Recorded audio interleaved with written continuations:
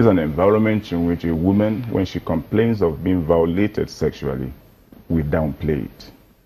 So what we are seeing is a collective reflection of our neglect of, one, complaint, two, of our inability to prosecute properly those who are found to have attempted rape or even caught in the act of rape. Don't forget that the law says you must prove that you are raped. And the question is, who wrote that law? They are men to cover up their own acts.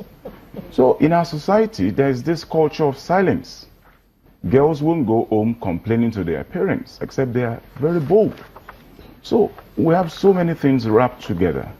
And until we begin to address issues the way they are, without being sentimental, this will continue in our society. But Taiwo, you work with children. What kind of background do you think those children would have had for them to be so bold as to want to do such an act in broad daylight? Okay, I think the first thing I want to say is to commend Mrs. Matthew for coming out. Is an unusual Nigerian. An ordinary Nigerian will just walk past and the menace will be committed. We won't be talking about attempted rape now. We're talking about raped children and the newspapers will go to town. Abu said that. I think what we saw, what Mrs. Matthews saw, and what we are discussing is a failure of the educational system. What is the purpose of education? Education is a duty to bring out that which is in the child. Now, so somebody has gone to school, primary school, secondary school. So what did you teach?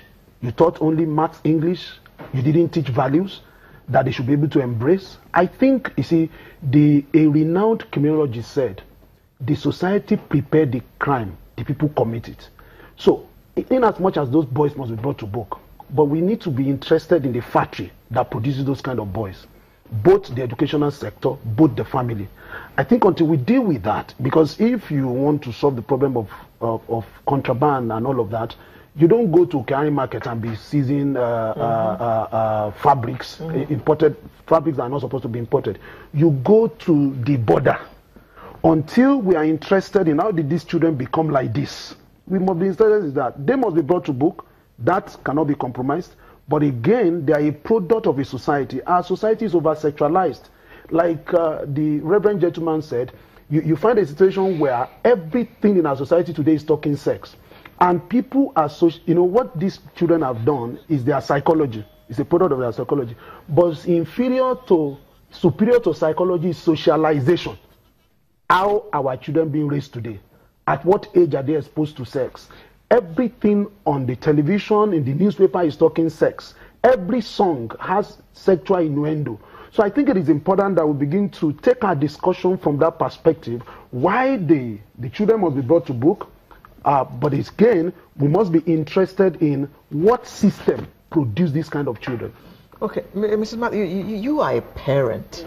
To your mind, I mean, this, of course, seems to be a failure of parenting. Correct.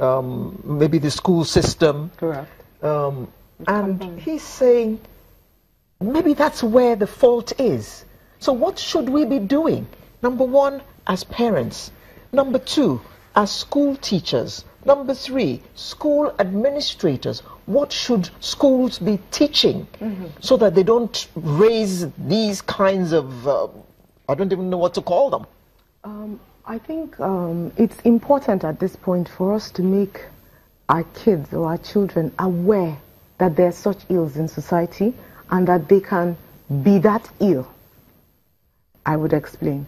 As in, we are the people our parents warned us against. Thank you. We can be that person that we will harm another, and we would have done it because I saw one of the boys. I went to the school and I saw one of the boys. He's not as big as my son. He's just a slim, small boy. And I was thinking, really, my son is 6'3". So point is, he learned something somewhere that emboldened him, and the values are. It's actually the bedrock of our society that we need to go back inside. The parents need to be taught that you can't protect a wrong child. When we got into Obalende proper, and we had taken about 60 children home, some of the boys went home and some went home. So they live in the commune. And if you go back to say you want to serve the boys up, they might protect their own. So you need to tell them that it's okay to report that this is not all right. I won't take it from you, my son. And I will not allow you, my daughter, be quiet about it. And the school, when a child is already threatened, you ask so many questions. They feel there's victim blaming. The biggest thing is that a lot of us think of rape as a stranger will come. It is said that 90% of rape is by acquaintance rape. Yeah. Yeah, we know ourselves. Because for the little girl, she said, if we report it, they will come back at us. I have the number of one of the girls, and she got to me. She wasn't, I didn't see her being raped, but she said something. She said, Ma, we hear they are around the schools. We're not sure we can come for our results. So the truth is, we need to get the school authorities to take a very firm stand, hold the results back. You know, when you make a public show of something that is wrong, fear will calm the system. They'll realize, because it's done, because after WAEC you are gone. Okay. Now, we have to say that the Lagos State government has put out a press release, and well, the Deputy Governor